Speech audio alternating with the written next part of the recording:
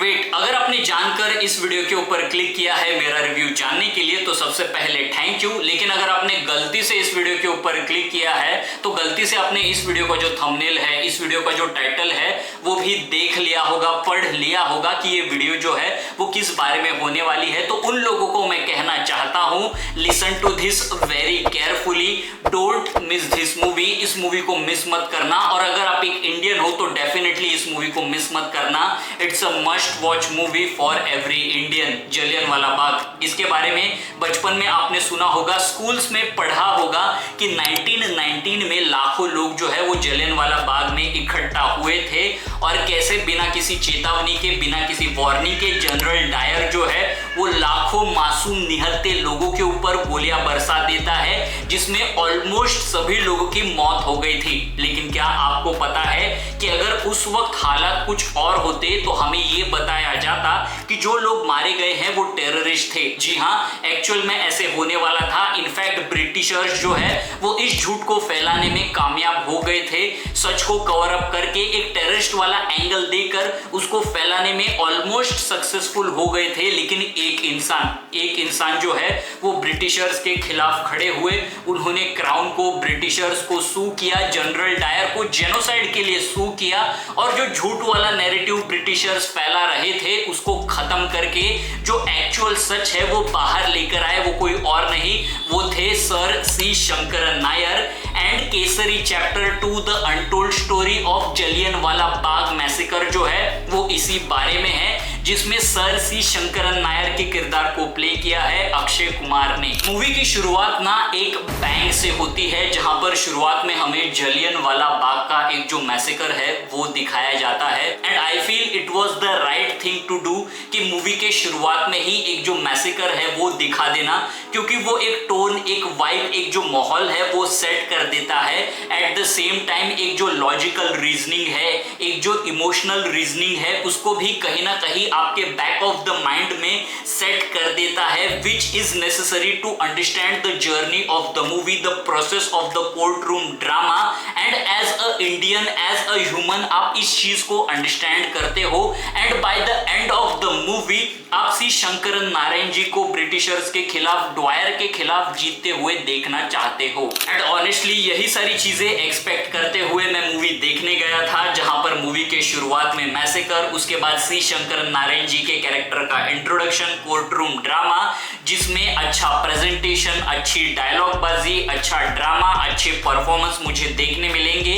And movie का and आते आते अक्षय कुमार जी का जो किरदार है वो इन अ प्रेडिक्टेबल वे में केस जीतते हुए हमें दिखाया जाएगा। लेकिन boy oh boy, I was so wrong, क्योंकि इस मूवी के अंदर अच्छा प्रेजेंटेशन, अच्छी परफॉर्मेंस, अच्छे डायलॉग्स एंड अच्छा ड्रामा जो है वो देखने को मिलता तो है, लेकिन प्रेडिक्टेबल नो नो नो, वो चीज इस मूवी के अंदर बिल्कुल नहीं है। इस मूवी के अंदर ना कुछ ऐसे फैक्ट्स दिखाए गए हैं जिसके बारे में एटलीस्ट मुझे तो कोई आइडिया नहीं था। जैसे जलियांवाला बाग का जो मैसेकर हुआ था वो कोई रूल्स को फॉलो करने की वजह से नहीं हुआ था, बल्कि वो एक सोचा समझा, एक प्लान्ड मैसेकर था। उसके अलावा जो जनरल डायर है, जो इंडियंस को नापसंद करते हैं, उनको हेट करते हैं, उसके इस एंगर का रीजन जो है वो उसके पास्ट से कनेक्टेड है। स्टार्ट से लेकर एंड तक मूवी जो है वो एंगेजिंग है। मूवी के हर एक एस्पेक्ट को अच्छे से कैप्चर किया गया है, अच्छे से प्रेजेंट किया गया है इस मूवी के अंदर। मूवी के शुरुआत में एक जो मैसेकर दिखाया जाता है उसके अंदर सॉर्ट ऑफ हमारा एक मेन किरदार होता है। जब फायरिंग चल रही होती है उस दौरान अलग अलग लोगों का एक जो ग्रुप होता है जो अलग अलग कोने में खड़े होते हैं, जमा हो जाते हैं एंड वहां पर एक जो स्टैम्पेड होने लगता है। ऐसे ही एक ग्रुप के अंदर हमारा जो मेन किरदार है वो फंसा हुआ होता है, जहां पर एक के बाद एक जो लोग हैं वो गिरने लगते हैं एंड वो उसके अंदर फंसता चला जाता है। एंड वहां पर एक जो सफोकेशन वाला माहौल क्रिएट होता है ना, उसको आप फील करते हो, महसूस करते हो, काइंड ऑफ आपको एक झलक मिल जाती है। आपको नजर आता है कि उस दौरान, उस स्टैम्पेड में, उस मैसेकर के अंदर लोगों ने क्या फील किया होगा, क्या एक्सपीरियंस किया होगा। जब सी शंकरन नारायण के किरदार की एंट्री होती है तो शुरुआत में वो ब्रिटिशर्स के साथ होते हैं, उनको वो कोर्ट में रिप्रेजेंट करते हैं, उनके लिए वो लड़ते हैं, ब्रिटिशर्स ब्रिटिशर्स के वो फेवरेट होते हैं। लेकिन जब मैसेकर होता है, उसके सच्चाई के बारे में सी शंकरन नारायण जी को पता चलता है, फिर भी उनके दिमाग में एक डाउट होता है कि क्या वाकई में ब्रिटिशर्स जो है वो इतने बुरे हैं। इसका जवाब जो है उनको एक सीन के थ्रू दिया जाता है, जहां पर सी शंकरन नायर जो है जब वो एक गुरु की पार्टी में जाते हैं एंड वहां पर एक टॉयलेट के अंदर एंटर करने की कोशिश करते हैं, तो एक दरबान के द्वारा उनको रोक दिया जाता है क्योंकि Indians and dogs are not allowed. And वहां पर ड्वायर भी आता है जो उनकी इंसल्ट करता है। एंड वो जो एक शॉट है, वो जो एक सीन है जहां पर एक तरफ दरबान खड़ा है, दूसरी तरफ सी शंकरन नायर जो है वो सूट बूट में खड़े हैं एंड उनके बाजू में वो बोर्ड लगा हुआ है जिसके ऊपर लिखा है Indians and dogs are not allowed. वो काइंड ऑफ एक सिंबलाइज करता है, एक मेटाफर है कि चाहे आप लेस एजुकेटेड एक दरबान हो या फिर एक well educated, well qualified, well respected एक एडवोकेट हो, जो गोरे हैं, जो ब्रिटिशर्स हैं, उनको फर्क नहीं पड़ता। उनके लिए सिर्फ आप एक स्लेव हो, जो कि इनडायरेक्टली जो गोरे या फिर जो ब्रिटिशर्स की एक जो हेट है वो दिखाता है इस सीन के थ्रू। इसके बाद कोर्ट रूम ड्रामे की शुरुआत होती है, जो कि इंटरवल के कुछ 10 मिनट पहले शुरू होता है एंड मूवी के एंड तक चलता है। एंड यहाँ पर कहानी जो है वो और इंटेंस हो जाती है, जहां पर एक तरफ अक्षय कुमार जी का किरदार जो है वो एक के ऊपर एक फैक्ट्स जो है वो प्रेजेंट कर रहे होते हैं कोर्ट में, एंड वही दूसरी तरफ जो आर माधवन जी का किरदार है, जो ब्रिटिशर्स को रिप्रेजेंट कर रहे होते हैं, वो भी एक के ऊपर एक एविडेंस जो है वो कोर्ट में प्रेजेंट कर रहे होते हैं एंड केस को अलग डायरेक्शन में, अलग दिशा में, एक अलग मोड पर लेकर जा रहे होते हैं। एंड एज अ ऑडियंस आपके दिमाग में ये डाउट आता है, सवाल आता है कि भाई क्या सही है, क्या गलत है, अब क्या होगा। जो अक्षय कुमार जी का किरदार जो है, क्या वो इस पजल को सॉल्व कर पाएंगे, क्या इस गुत्थी को सॉल्व कर पाएंगे। जो आर माधवन जी के किरदार ने जो एविडेंस प्रेजेंट किया है, क्या उसको टक्कर देने वाला कोई एविडेंस दे पाएंगे या फिर उसको झुठला पाएंगे। मूवी के अंदर क्या होगा, कैसे होगा। एंड इन सब के ऊपर एक तरफ जो अक्षय कुमार जी का किरदार है, दूसरी तरफ जो आर माधवन जी का किरदार है, उनके बीच में एक जो टशन है, एक जो बैंटर है, एक जो राइवलरी हमें मूवी के अंदर देखने मिलती है ना, वो एक एज ऑफ द सीट वाली एक जो फीलिंग है, एक जो एक्सपीरियंस है ना, वो इस मूवी के अंदर क्रिएट करता है। उसके बाद मूवी के अंदर ना एक ट्विस्ट आता है जो कि अनएक्सपेक्टेड है, स्लाइटली शॉकिंग है। एंड उसके बाद फाइनली जब हम क्लाइमेक्स तक पहुंचते हैं, ओहो हो भाई साहब, वो लाजवाब है, वो बेहतरीन है।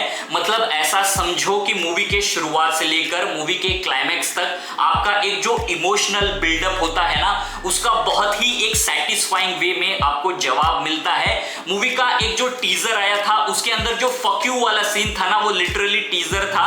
एक्चुअल सीन जो है, जो सीक्वेंस जो है, जो माहौल है, वो इस मूवी के क्लाइमेक्स में बहुत ही बेहतरीन वे में क्रिएट होता है, जो कि नेक्स्ट लेवल है। It is like a chefs किस। बात करें परफॉर्मेंस की, तो अक्षय कुमार, आर माधवन ने one of the best performance दी है इस मूवी के अंदर। उन दोनों की जो परफॉर्मेंस है वो इस मूवी की हाईलाइट है विद कैपिटल लेटर्स। उसके अलावा जनरल डायर का जिसने रोल प्ले किया है ना, उसने भी बहुत ही बेहतरीन शानदार काम किया है। अनन्या पांडे ने ठीक ठाक अपने रोल को प्ले किया है। मूवी की story, screen play, direction, cinematography लाजवाब है, बेहतरीन है। इसके अलावा मूवी के जो डायलॉग्स है ना, वो काफी जबरदस्त है, पावरफुल है, जो लिटरली आपको दिल पर हिट करते हैं। ऑफ कोर्स मूवी के अंदर सिनेमैटिक लिबर्टीज ली गई है, जो कुछ सीन्स है उनको ड्रामेटाइज किया गया है, लेकिन जो एक ग्राउंडेडनेस है, एक जो रियलिज्म है, उसके बाउंड्रीज को स्लाइटली पुश करते हुए लिया गया है। एंड मुझे इतना भी कुछ ओवर द टॉप इस मूवी के अंदर नहीं लगा, ना ही मुझे फील हुआ। मूवी का एक जो म्यूजिक है, गाने हैं, वो काफी लाजवाब है। जो ओ शेरा गाना है वो मुझे काफी पसंद आया।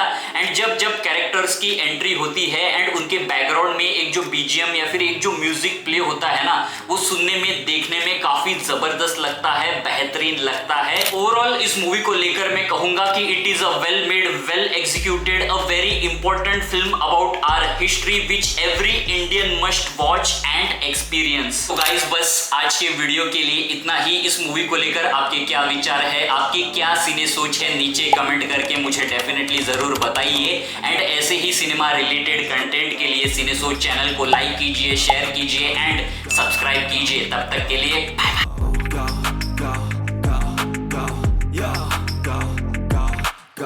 Hustle hard, hustle every single day.